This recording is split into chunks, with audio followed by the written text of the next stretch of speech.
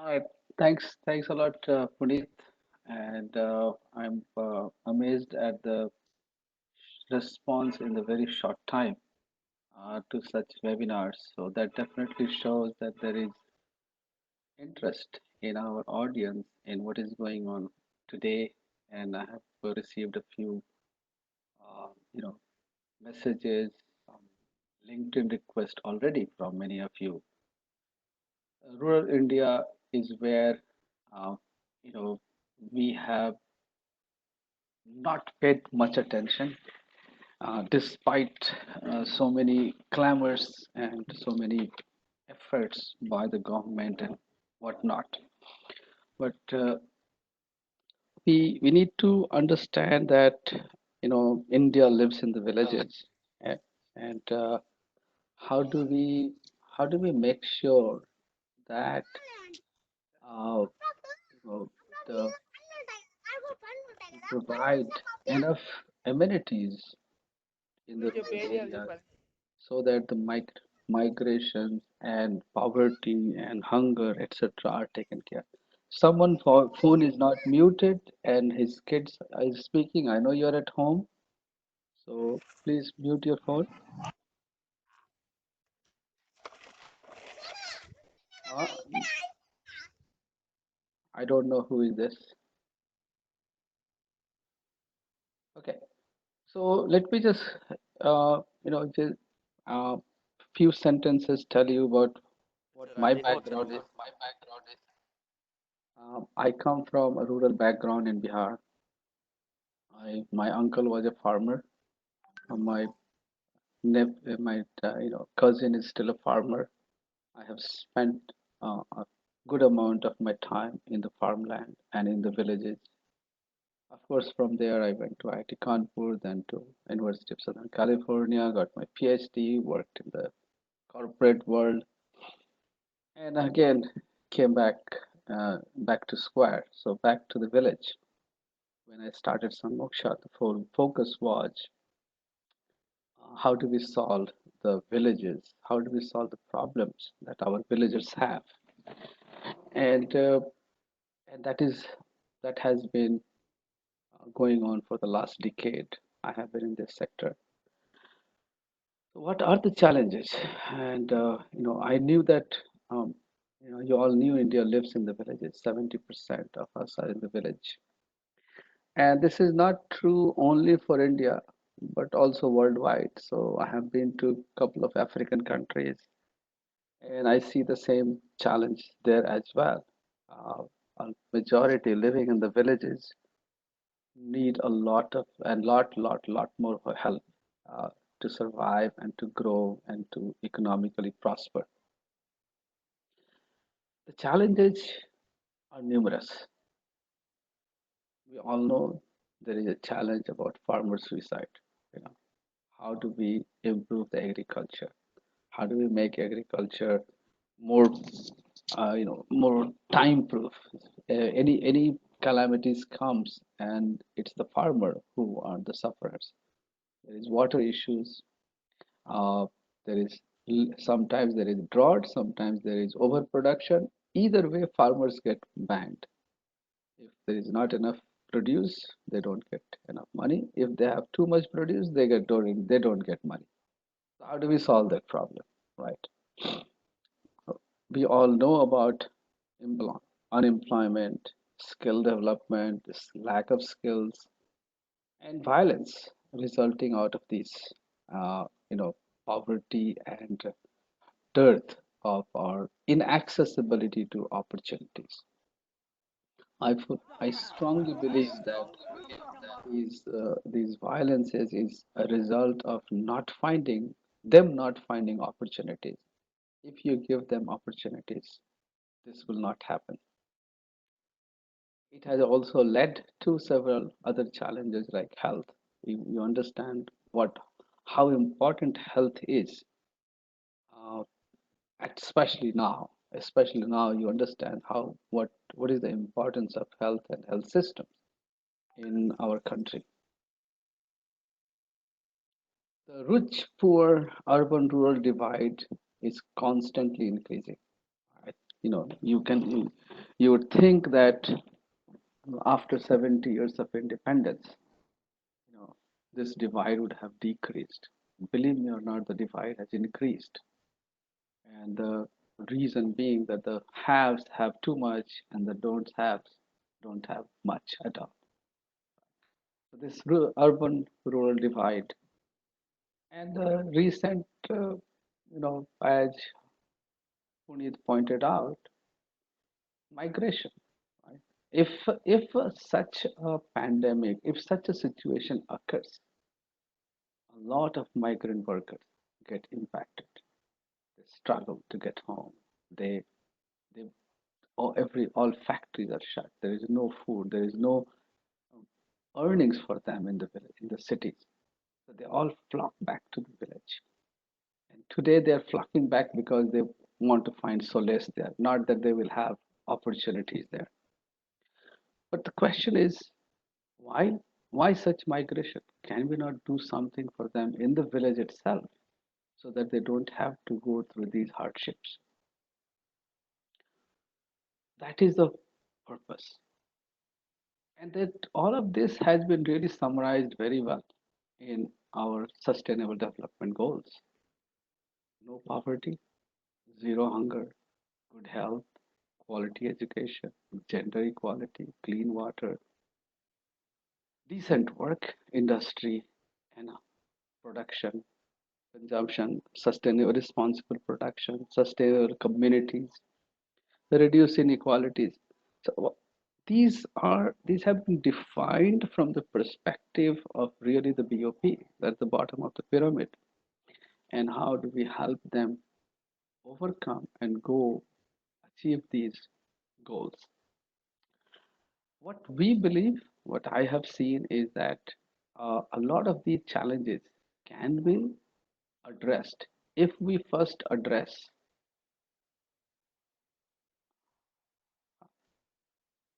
decent work and economic growth.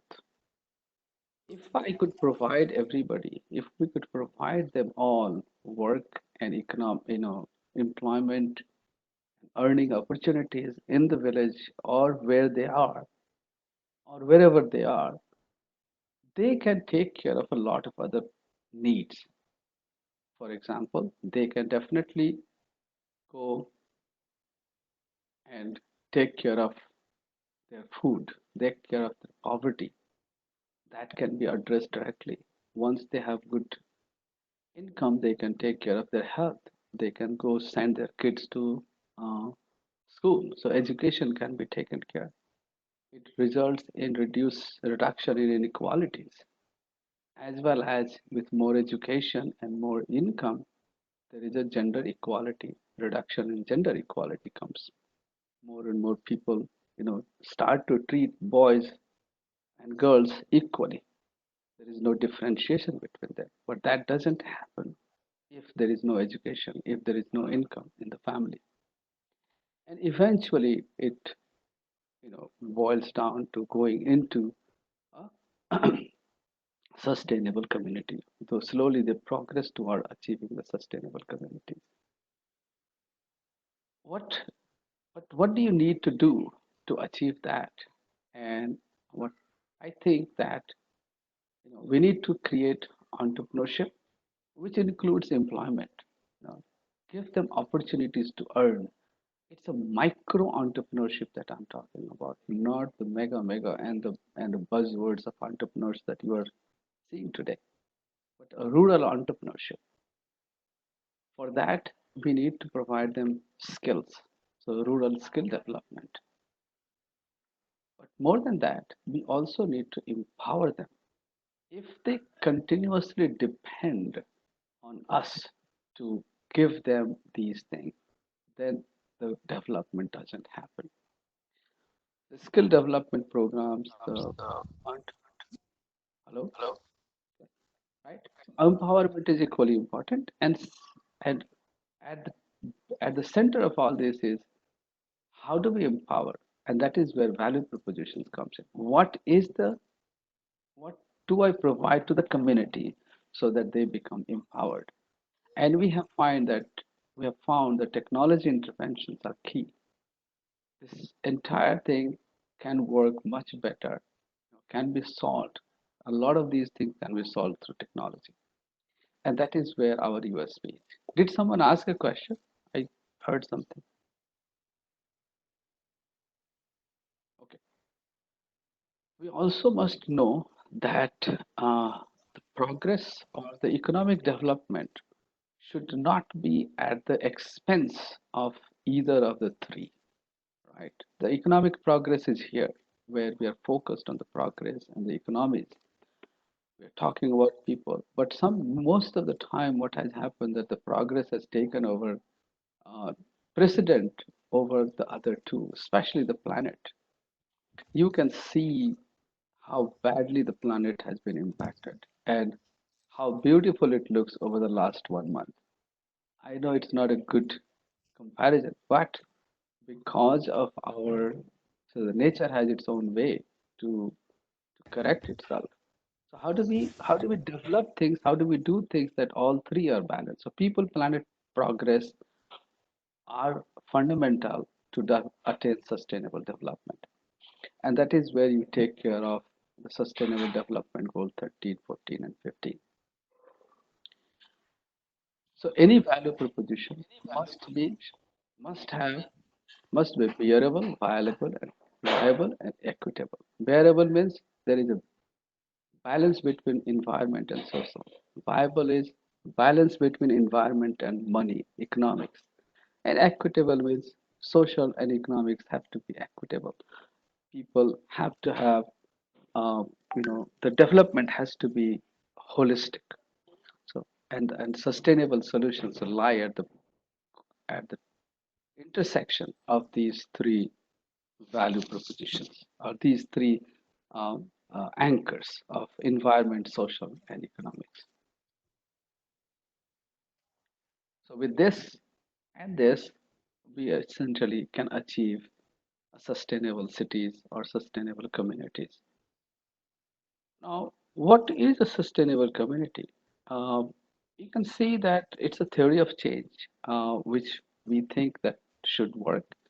Is that a community, after you have done these intervention, a value proposition, the value proposition depends on what stage this community is.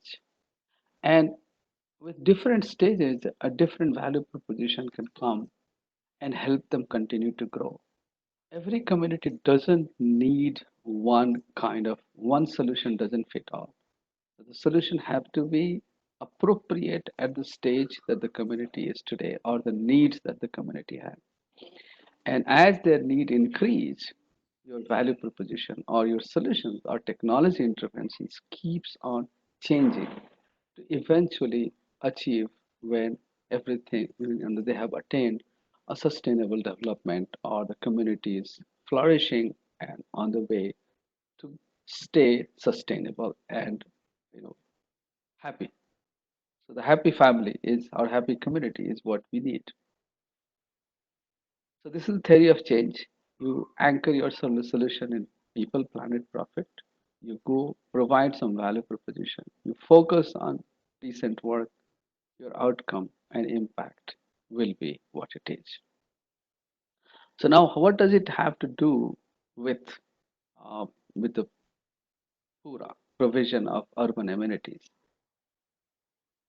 I hope you have all heard about him. You know him, and I don't know how many of you have read them, but if you get a chance, do read Target 3 billion. PURA, an innovative solution towards sustainable development.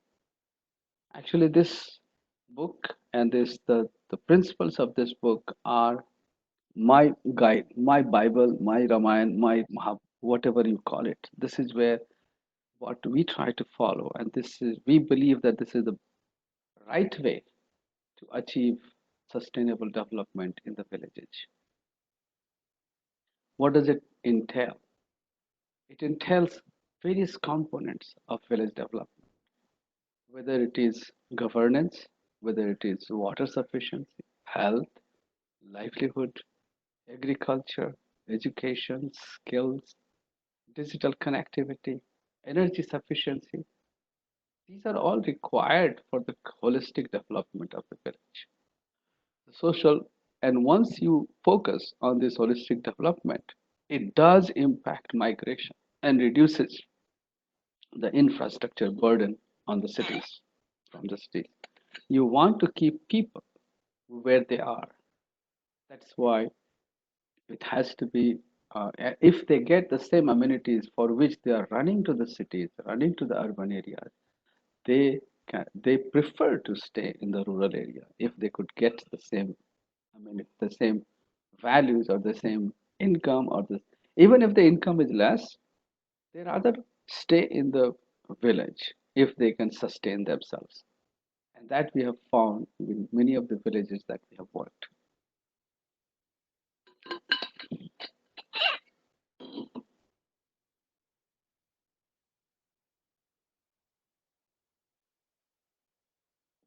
So the main components of smart village or smart PURA village, I would say, we have divided into two components.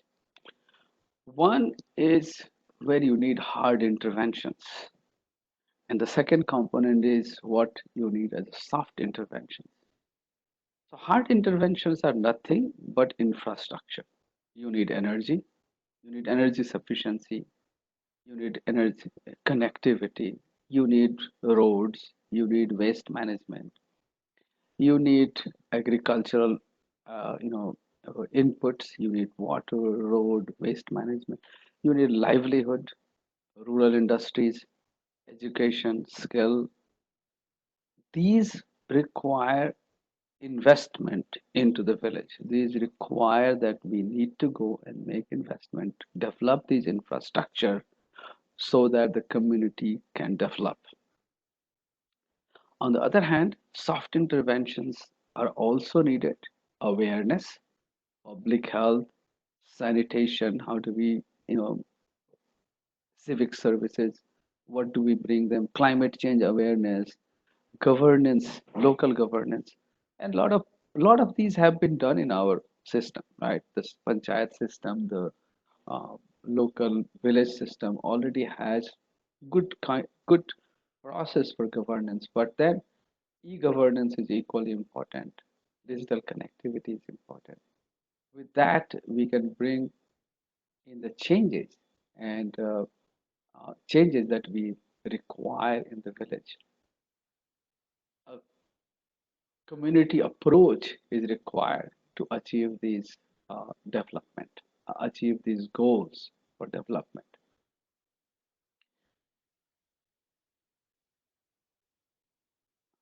So this is sort of an integrated approach that we think has worked, and we have implemented and seen it working.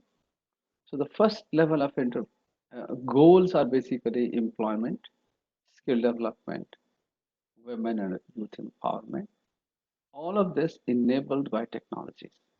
Without technologies, this development is very slow, and technologies can accelerate the entire process of this development.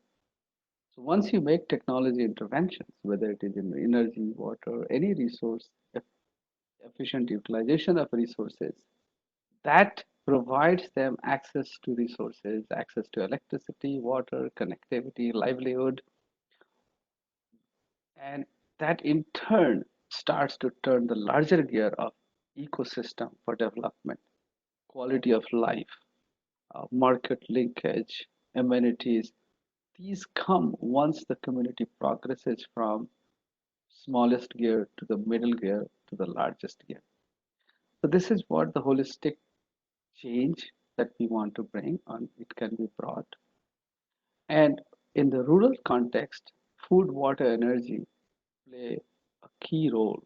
They are the key enablers because that is what is defining, that is what most defines a majority of our uh, rural employment and rural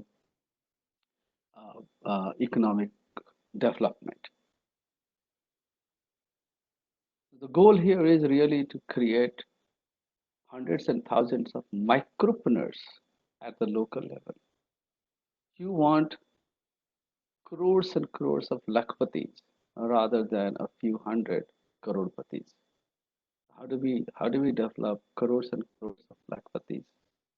And that can happen only if we go to the ground level and start working at the community level, at the ground zero level. So what is food, water, energy nexus? Essentially, you need to grow food. Kish- Our farmers depend on that. You need water for food, you need irrigation, and you need energy. Now, water energy is also needed to develop any micro enterprise, develop many other livelihood activities. So energy is paramount everywhere.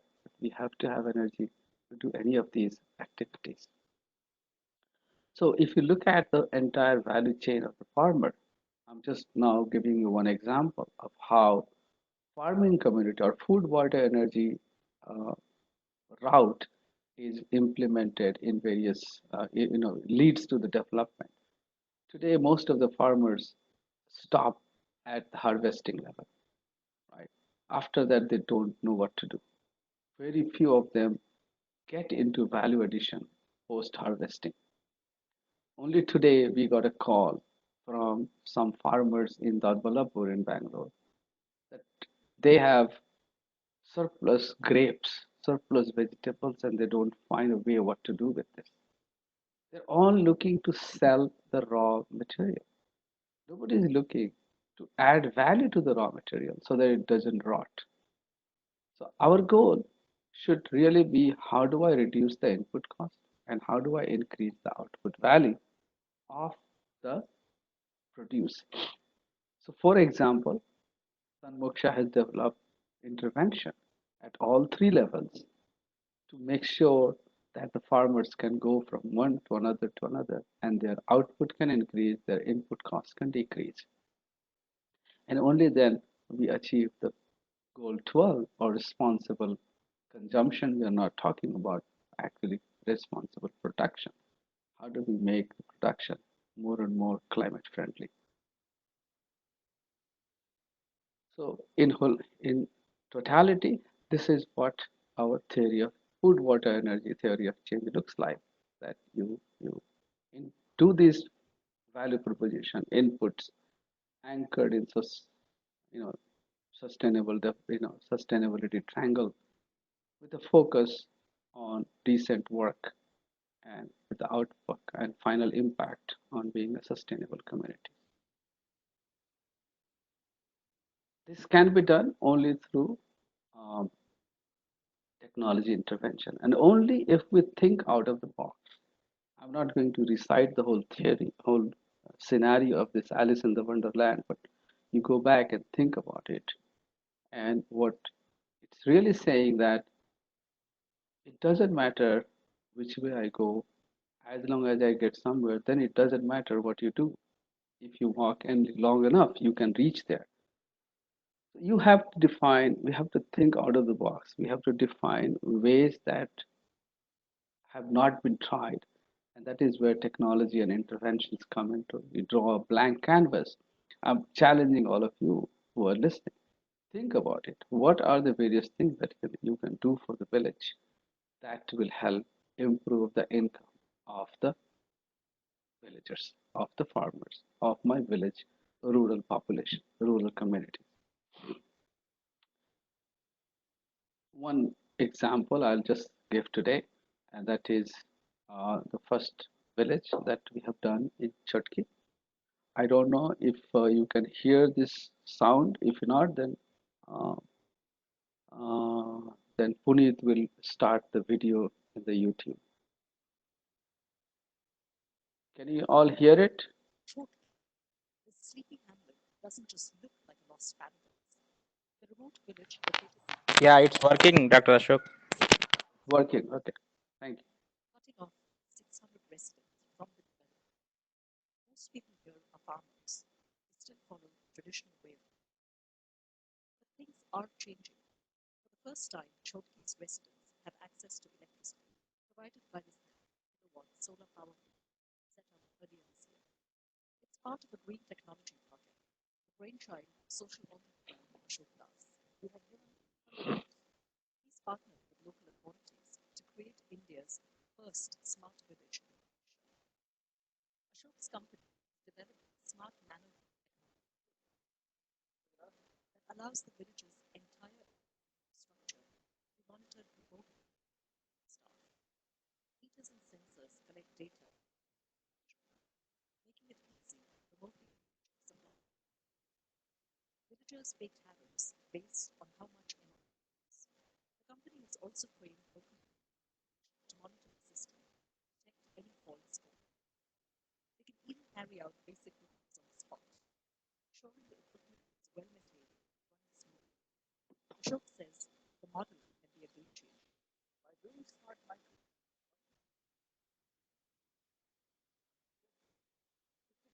impressive, on which all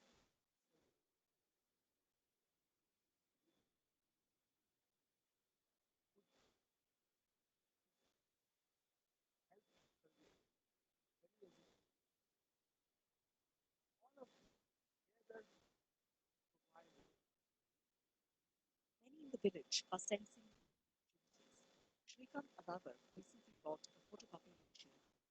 In a makeshift office, he makes copies of ID cards and land names for his customers, as well as takes passport size photos.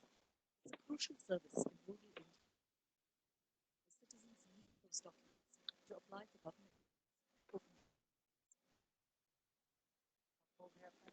Earlier, people had to travel 50 kilometers to the nearest town to get their documents photographed. So I thought, now that we have reliable electricity, why don't I provide the services right here? It saves villagers time and money. My supplement. Existing businesses, too, are seeing the benefits of uninterrupted access to power. As night falls, many continue to operate. Street vendor Prabhakar Kusti also runs a grocery store. He now plans to invest in a fridge and offer cold drinks to his customers. Since we have electricity, business is definitely. My shop can stay open till late in the night. I get more customers. For most villagers, the biggest changes since electricity arrived are simple. Street lights provide safety for wild animals, a priority skydivers. A few households have now got television sets, providing entertainment, drawing a large young audience. Some even get to attend a coaching class in the village with homework. Power that empowers. There are now plans to replicate Chhotkei's smart village model in other Indian states. Puneet, was this video clear or you want to show it on the YouTube? No, we will play it again because there was some feedback that the voice is not clear and it is stopping. So we Okay. will play it. You just wait another 3 minutes. We will repeat it. Yeah. In the meantime, if you are having any questions, please write in the chat window. I have Okay, started so few I will questions. just finish the slides, two more slides, and then you can play the Okay. video again. Just Okay. Okay. Sure. give me share back.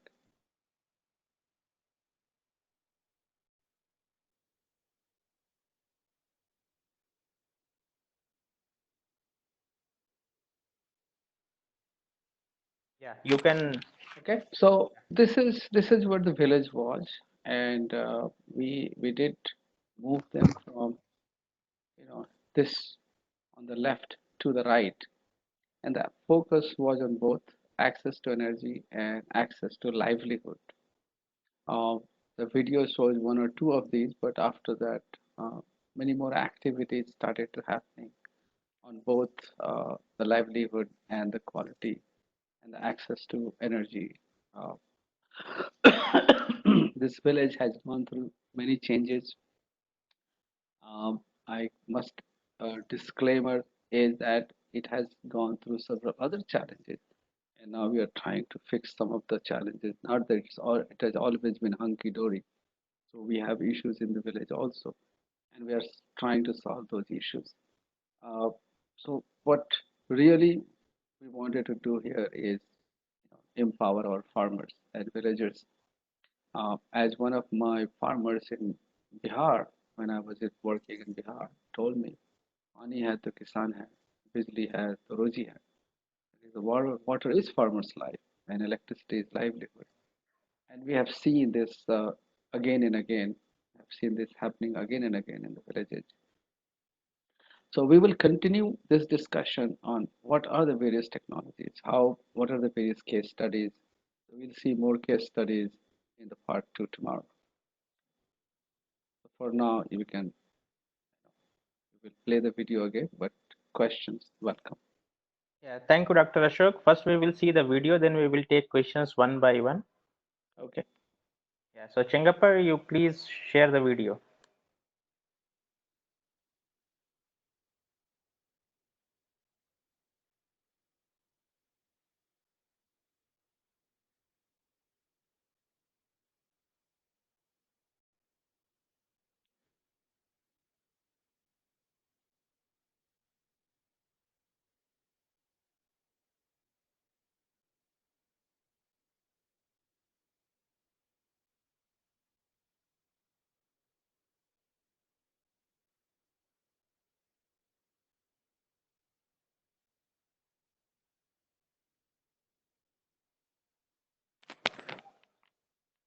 Chengappa, voice is not coming. Video is there, but voice is not coming. Can you replay it again with voice?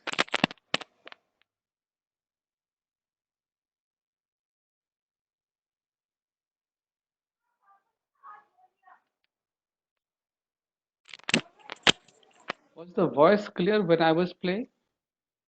Yeah, it was breaking actually. Okay, that was just. Yeah, please play it, Chengappa, again.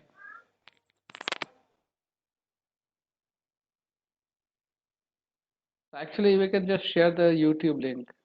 As someone said, people can play on their own. Yeah, that will be better. Yeah, let's stop it. I have the link there. So how can we paste it on the chat? You No, can paste it on the we chat. will we will send them mail, so don't worry. Yeah. Okay.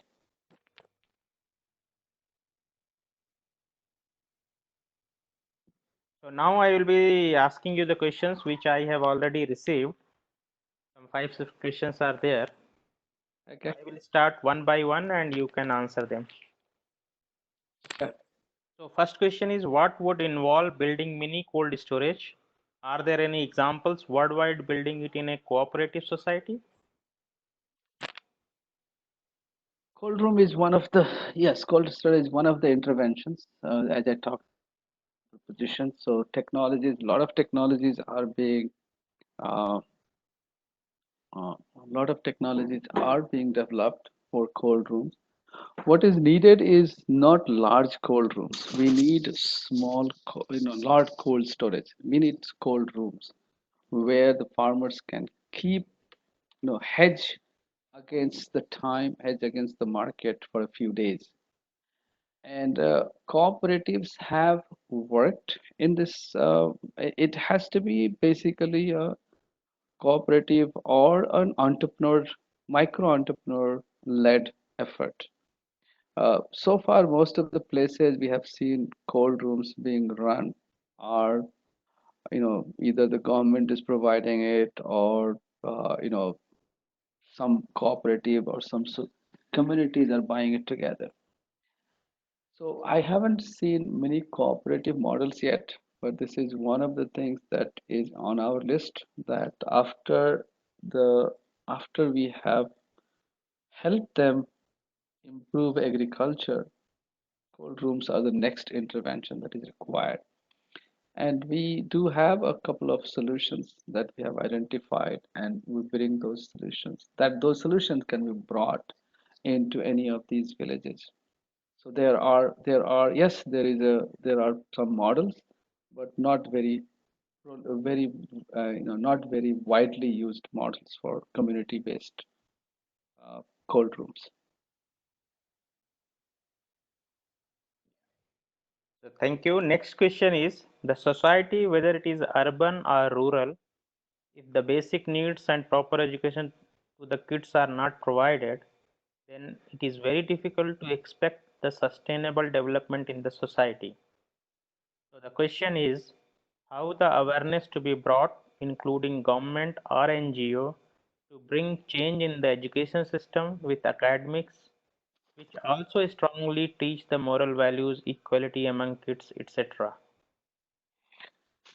So that when I talked about education and skills, I really meant education. I did not mean degree. Okay, I believe that our today's so-called education system is degree oriented. That you want this degree, you want that degree. Nobody says that I want education, right?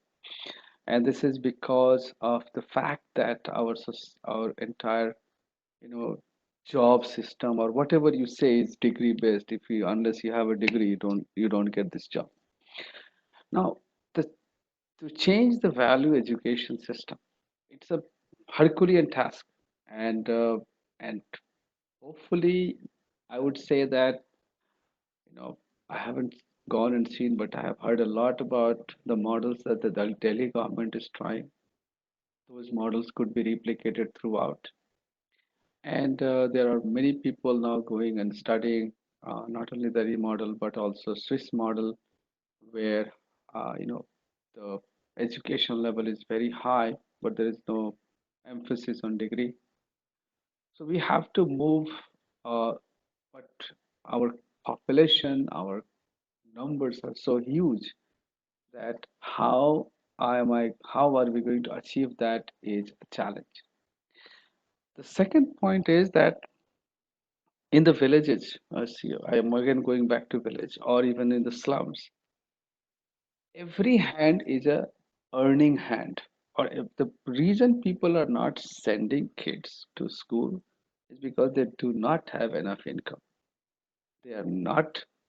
I'm not talking about the above the poverty and the middle class. I'm talking about the below the poverty line, the real poor class, who is not sending their kids to school because they have to go and help them in whatever they are doing.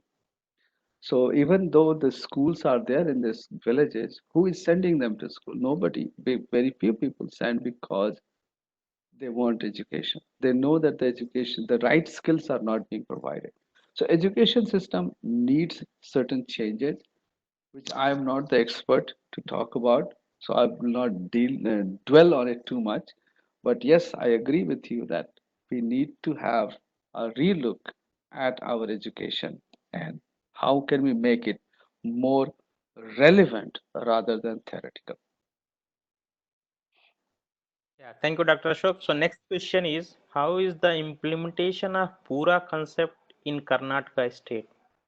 Which areas are getting focus? Which areas need more work to be done?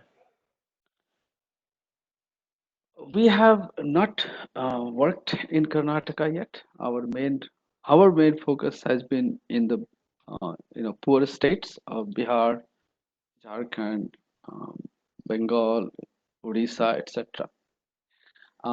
In Karnataka, I am not sure if any such Pura model have been implemented. And at one time, the government of India uh, created a program called Pura. But then the entire focus became so large that it was like creating a district level Pura model, and that has not worked. I haven't seen much work being done in the Pura model anywhere in India. Okay, thank you. So next question is, it is a great initiative, that is the feedback they have given, but where do you get the funds from? Does the government help in any way? This is a challenge, and this is, I would say, a dilemma also for us. How do we get funds to get these things done? Many times the government has, in order to work with the government, the problem is that you have to fit into various schemes. So the only place where we have been able to at least make that stride with the government is in Jharkhand, which I will show you the model tomorrow when I discuss about what are the things that we are doing in Jharkhand. But so far, our efforts have been, since it is also an innovation, it's a new way to do things. We have technologies which is not defined by any of these government schemes. It is becoming a, it is a challenge like any other innovation challenge. Any person, anybody doing new things has the same challenge with the government. How do I get it supported? So, of course, we have to work at the policy level, we have to work at creating various schemes, etc., which we are trying, but this is a long term. So, in the short term, we have decided that we will focus through CSR efforts. A lot of CSR, a lot of uh, funding is going into development of the communities, and all most of our projects so far has been CSR supported, and we have not been able to gain much traction with the government, except except one in Jharkhand, where also it is still in the process. Okay, thank you. So next question is, what is the starting point? Education or energy? Okay, it's a tough question. Yeah. Neither. I don't think any of these is starting point. Starting point is livelihood. I still, I fully believe and strongly believe that SDG 8 is where the focus should go. Okay, it's the livelihood. Somebody For has that, unmuted for your that, mobile, so please mute yourself, otherwise there will be a lot of echo and nobody will be able to hear. It is a humble request, please mute yourself. okay. Yeah, Dr. So, Ashok, you can go ahead now. so even if you give energy, if you don't provide, you know that how many people, how many villages we have given solar home lighting system, right? And we say, hey, you have energy, but nothing happens. That energy is of no use. Many people, we have so many schools, right? We are providing schools, we are giving education, nothing comes out. What is missing? What is missing? Like I was in a village in Ranchi, and I was interacting with a few youth who have just graduated, done their high school, right, 12th. And I said, "What are you doing?" They said, "Sir, we are applying for jobs in the government. Railway में apply कर रहा हूँ, यहाँ कर रहा हूँ." Then I said, "Why don't you do something on your own?" They said, "Sir, we don't know what to do." So the point is, I believe that empowerment comes through economic development. If I first not solve the economic development, whether I give education, whether I give energy, nothing happens. And it has not happened. You can go around and see. So if we primarily focus on how do I create jobs, how do I give them employment, how do I make more and more micropreneurs, that is the only way we can move up the value chain of the socio-economic development. Yeah, so I fully agree, Dr. Das, that skill development is the main focus. We should focus first and then everything else will come around. Exactly. Exactly. So next question is, what is the major challenge faced by you? This is another. You want to go for a beer after the lockdown?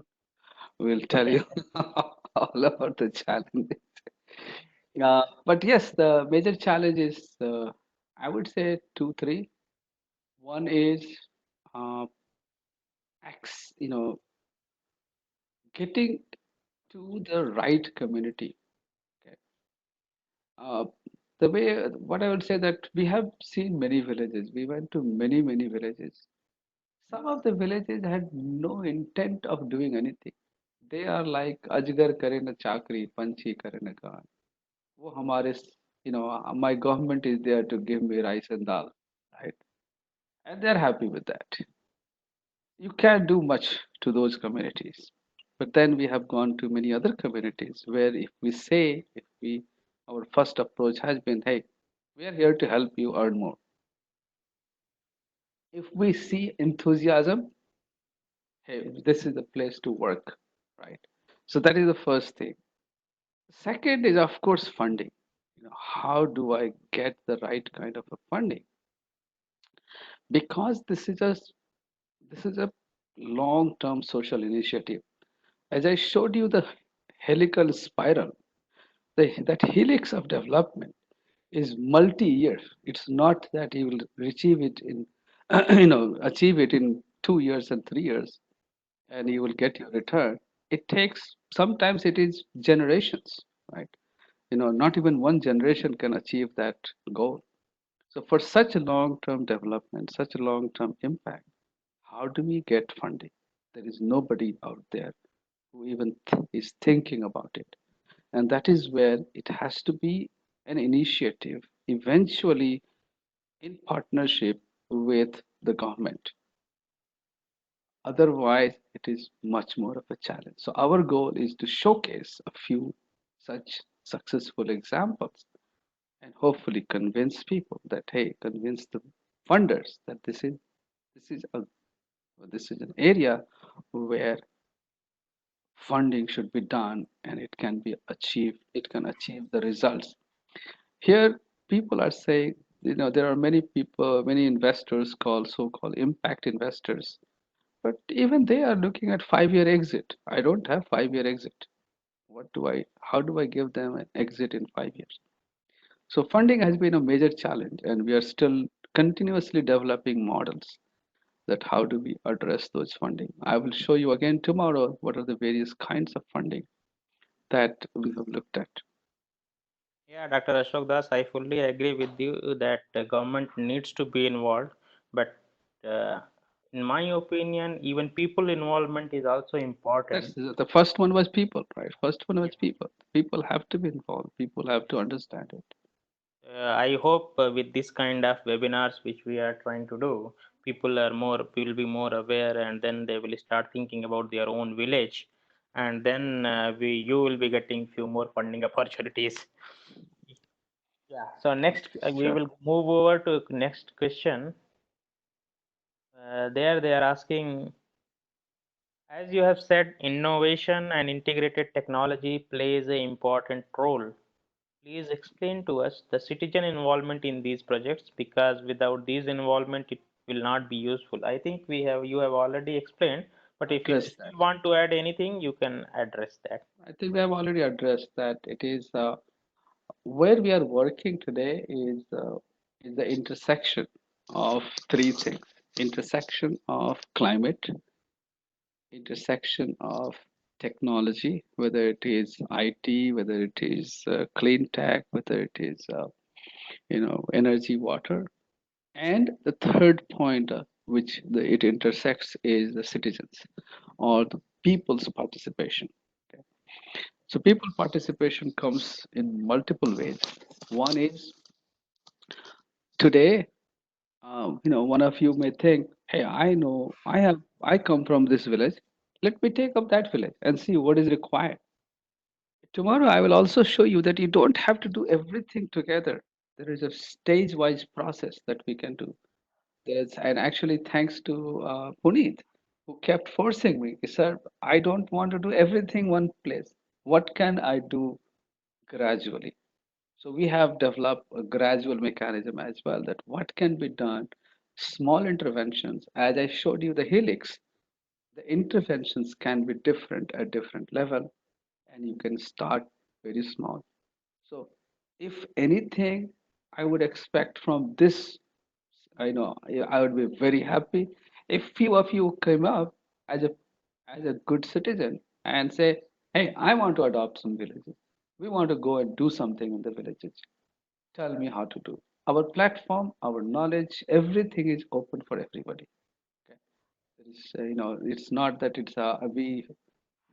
we're publishing everything on Sanmoksha website. You can see all the things that we are doing. So it is available for anybody to use. If it is, we are here to help anybody that they want to do anything. So citizen involvement is important, and that's the only way to make things move forward.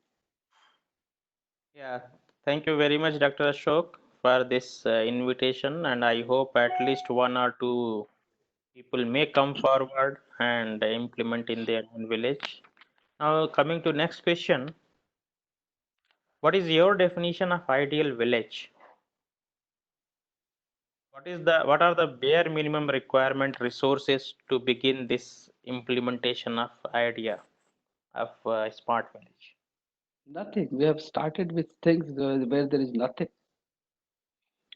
It's a village, that's all. It's a village and a community ready to work. Community who wants to grow, community that wants to see themselves develop. So, it's just the attitude. It's just the community participation. Community's engagement is what is needed to get it done in any village. You don't need any other. Everything else can be brought in. Wonderful. So now we will quickly, because more and more questions are coming, so we will move fast. How and in what ways will your ideal village be different from an urban area?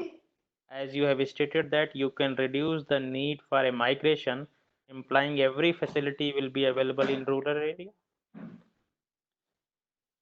So, if you looked at the slide I showed you for PURA, right, that really defines it all. Why do you come to a village? Why do you come to a city? Tell me. If you start answering that question, that why people migrate to cities, and what are those things that I can provide? See, with the advent of with the internet coming everywhere, even though I would say that the connectivity is a big challenge because we need internet wherever we go in the village because everything is based on IoT. Internet has been a challenge, but if I can provide them internet, if I can provide them digital connectivity, you know, reliable power, reliable water, food production, and whatever food related or agro based or non agro based activities or earning activities and market linkage. Nobody wants to go out anywhere, right? Why in cities, if you look at most of the migrants that we are seeing these days, last 15 days, it's just to get jobs, right? Jobs are the only thing that is defining or that is leading to this migration. And of course, there is second thing, and that is the prestige. So even though they come in the village, they come in the city and do driving, they say that, hey, I'm earning in the city. So with the technology intervention, and we have seen it in the village, that when you saw the video and an operator who was operating all of this, that guy is only eighth pass. But if he can if he can use latest technology, he feels really, really good. He said, "Oh, I am at par with whatever, even if I go to the city, what am I going to do?" So providing them with the right opportunities and the basics of education, livelihood, connectivity, power, that's all is needed. That's how the village becomes smart. And again, I did not show it today, but my dream is really Gram Swaraj. So go read Gandhi's Gram Swaraj. What does it mean? So Gram Swaraj is my ideal village. How do I achieve that? And that's the ultimate ideal village. So I think Even though,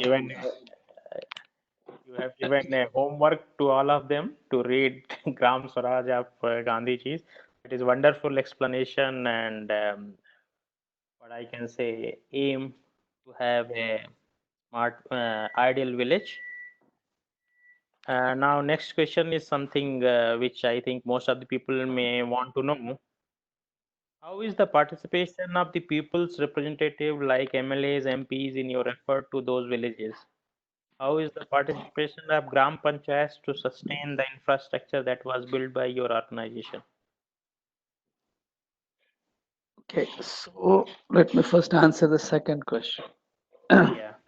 Uh, the participation of the local village president, the village panchayat, is very, very important and it's key. So when I showed you my governance, that we need the governance in the village. So everywhere we have gone, we have worked with the president, village panchayats or the village committees to make sure that they own it. They they become custodians of this, and their participation has always been supportive. Yeah, there is no doubt about it. So I did not have any challenge. I mean, there are always a village has various kinds of people, right? You will see people who are, all stratas, caste, creed, so many other challenges coming. But despite all of those challenges, if the value proposition is right, it is not difficult to get the buy-in from the villagers. On the second aspect of the higher level, uh, you know, politicians, I would say we have tried to, uh, you know, so far we have stayed away, and once or twice actually we did get some of them very interested. They said, "Hey, you have done this. This is good. Why don't you come and do in my other villages?" So they invited me. We did a lot of these things, and then when it came to funding, they were also looking blank. Oh, where do I get the funding from? I said, that is your problem. That is why you are there. So the everything eventually comes down to funding. Who is going to fund these projects? And when I, in the same village, when I brought in external funding, then he's very happy. But I'm not here to make him happy. I'm here to make the villagers happy. And and for that, I would say so far I have no support. There is no support for any of these guys. That's Yeah, it. we can understand your situation and hope that in future slowly it will improve and people's representatives also start funding the great initiative by you. Now coming to next question, can you kindly share a use case on rural education model seen or envisioned by you? I think this you have slightly discussed, but if you want to add anything, you can add. Frankly, we have not spent too much time on that. On the education, we have partnered with partners to make sure that the education is done. But let me touch upon the two aspects of skill development and also um, uh, the skill development and uh, and the impact that it has on education, right? So, for example, in the village that we have worked, we have developed entire, training module, so that training module goes into helping them first of all run my system, right? Then, if they want to start certain business, then there is a training module that how do you start your business and how do you go about doing that. So, technical skill or financial skills, those kind of training is provided. The third one is that automatically, which happens, like in one of the villages, once we started providing all this infrastructure and awareness, several people started to, do tuition in the evening. Tuition and sort of evening education has automatically come there. Everybody is interested in studying. Especially, I see that many of the grandparents were saying that, hey, I really want my grandchild to become like you guys who can go and help the society. So we have been inspiration for that, but we have not ourselves worked on any education model. So I will not be able to comment that. And that is where we partner. We said we don't know everything. So we are the integrators. We'll bring the right technology, right partners to do various components of the smart village. Yeah, thank you. And this particular education related things will be addressed by Dr. CN, our Narayan Subramaniam, who is will be talking after on Saturdays and Sundays. So he will be talking about how education can really help the rural people. So we will listen more on them, more from them. And then now next question is, if you implement this PURA in Karnataka, which place will be the first priority? On behalf of you, I would like to answer this. Yes, Taking go Dr. ahead. Das help, we are going to identify one village in Vijayapur district where we are going to have our first humanitarian technology conference. So we have already spoken to college administration, not management. Administration means principal and branch counselor, to identify one particular village and the most critical problem what they are facing. So as soon as this lockdown will be over, we'll be going there and finding out how we can implement the model proposed by Dr. Das, and hopefully we will be able to at least initiate the things by October. Definitely, the whole process will take more than a year or two, but definitely we are going to initiate in Karnataka, that too in Vijayapur. You want to So, add anything here? You can yes, add. I want to add one thing is that which is also related to the last question on education. Our entire journey has started from a college, educational institute. An educational institute, when working in hand with practitioners like us, add a lot of value. I mean, that is where the education component comes in.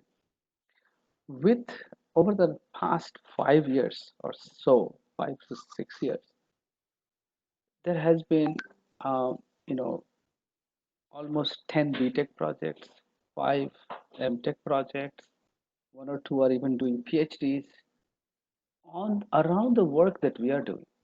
Okay, we're working with them hand in hand. They see, they go to village, they go and see the village, they go and so I think a very good model that we are trying to see, we are seeing that can help accelerate the process is education institutes becoming anchors for such development or for education institutions adopting a panchayat, adopting a village, adopting multiple villages, and continuously engaging with them so that there is a continuity.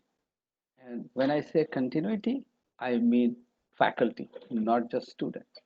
So we go engage with faculty, and the faculty are the one who will continue to guide through multiple years with various students and keep intervening in the village.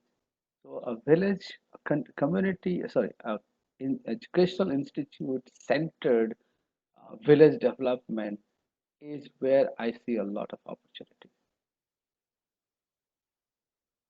So we will go to our next question. For I microgrids, are thought we were going to end in 1 hour. Okay, go you? ahead, continue. So that shows how important topic we are touching upon, and I think I am left Yeah, over with some. we still have tomorrow, so we'll get some more questions tomorrow. Anyway, go ahead. Yeah. So some last 4 5 questions are there. Please quickly summarize, and in another 5 minutes we will try to wind up. For microgrids, are you encouraging local people to develop small scale industries, or talking with telecom people for load sharing through these grids? I'm asking this because just providing energy to household may lead to increase in electricity cost generation. However, with integration of these loads, it would lead to lessening of power cost due to better plant load factors plus development of small scale industries, bringing of telecom connectivity leading to virtuous cycle. Yeah, so I think this was a long question, but I hope Yeah, but I see, the problem is that this telecom thing has not worked. Okay, we have tried it. I worked in Bihar for about 3 years, 2.5 years, and I was part of a big initiative from Rockefeller Foundation. It's called SPEED program. And while anchor load, the concept of anchor load is good, I do not think telecom should be the anchor load. From my perspective, the the thing is that whenever whoever is doing all these microgrids, they're primarily focused on a village market kind of a scenario. Very few people are really going very rural. Okay. Eh, And village market scenario, you can expect the telecoms will be there. There will be few anchor loads that will pay you. But in the remote villages, that facility is not there. So tomorrow I will dwell more on it, that what are the various kinds of load that can become anchor load.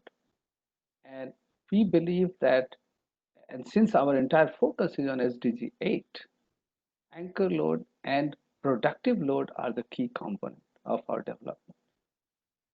Lights happens that we give light. Okay. If I had when I show you the Jharkhand model tomorrow, I'm not giving any light.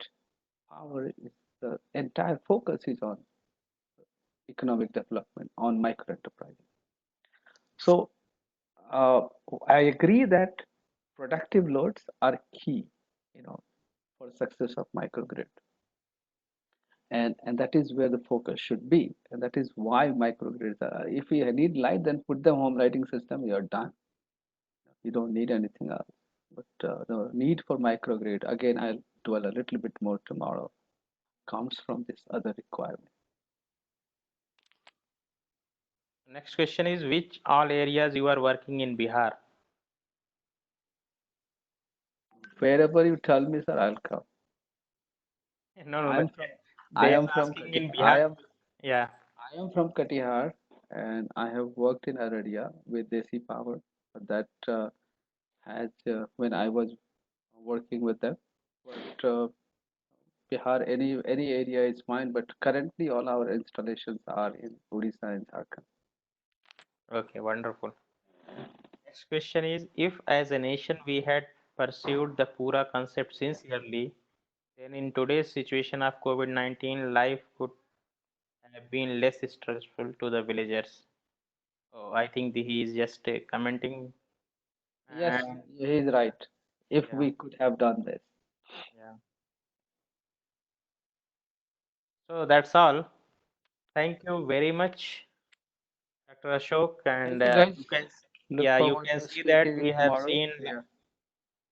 lot of questions, and we are eagerly awaiting for your next session tomorrow. And hopefully, we will have lot more questions because you will be talking about the real implementation and what are the technologies you have used. So on behalf of Bangalore section and on my behalf, personal behalf, I thank you as well as all the participants because I could see still even after 15 minutes of schedule, a lot of people are still there. So thank you very much, guys. We are signing off today and tomorrow again 6 p.m. we'll be meeting along with Dr. Das to all of you. Thank you very much. Thank you all. Thanks a lot. Yeah, thank you. Thank you.